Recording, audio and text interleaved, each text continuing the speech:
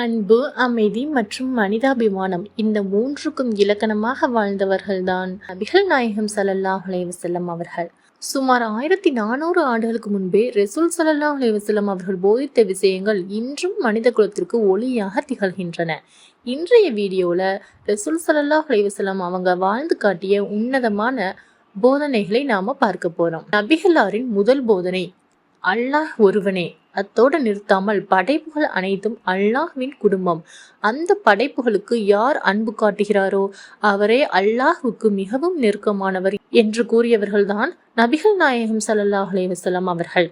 உயர்வு தாழ்வு இல்லாத ஒரு சமத்துவ சமூகத்தை ரசூல் ஸல்லல்லாஹு அலைஹி வஸல்லம் அவங்க தான் உருவாக்குனாங்க.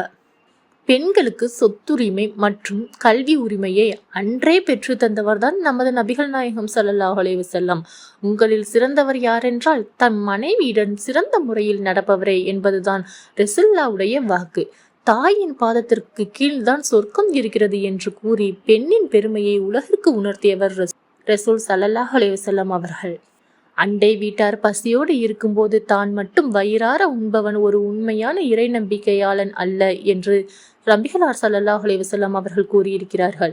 வறுமையில் வாடுபவர்களுக்கும் அனாதைகளுக்கும் உதவுவதை ஒரு கட்டாய கடமையாக மாற்றினார்கள்.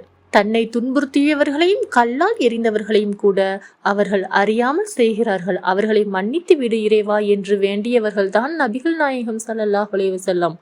பழி வாங்குவதை விட மன்னிப்பதே சிறந்தது என்பதை தனது வாழ்நாள் முழுவதும் நிரூபித்தவர்கள். நபிகளால் ஒரு சிறந்த வியாபாரியாகவும் திகழ்ந்தார்கள். ஒரு தொழிலாளியின் வேர்வை காயும் முன்பே அவருக்கான கூலியை கொடுத்து விடுங்கள் என்பதுதான் ரசூலுல்லாஹ்வுடைய கட்டளையாக இருந்தது. நேர்மையான வியாபாரம் மற்றும் உழைப்பின் மகத்துவத்தை ரசூல் ஸல்லல்லாஹு அலைஹி வஸல்லம் அவர்கள் போதித்தார்கள்.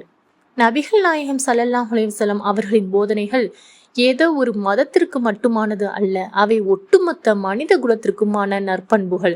இந்த போதனைகளை நம்முடைய வாழ்க்கையில கடைபிடிச்சா இன்னைக்கு உலகம் அமைதியான இடமாக மாறும். இந்த தகவல்கள் உங்களுக்கு பயனுள்ளதாக இருந்தால் உங்கள் ஃபேமிலி அண்ட் ஃப்ரெண்ட்ஸுக்கு ஷேர் பண்ணுங்க. நம்ம வே டு ஜென்னா சேனலை சப்ஸ்கிரைப் பண்ணுங்க. அஸ்ஸலாமு அலைக்கும் வரஹ்மத்துல்லாஹி வபரகாத்துஹு.